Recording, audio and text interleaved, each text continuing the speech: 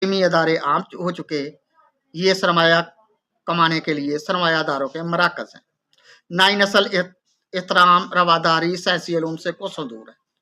یہاں علم نہیں، مروزی سوالات کے انبار ہیں، جن میں رٹے رٹائے سلیبس کے رٹے رٹائے جوابات اور ڈگریوں کے انعامات۔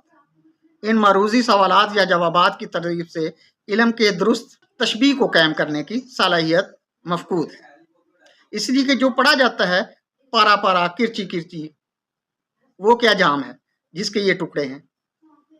طالب علم کی بلا کو بھی خبر نہیں ہوتی، یہ ہے تعلیم کے بارے میں آزادی کا معاملہ۔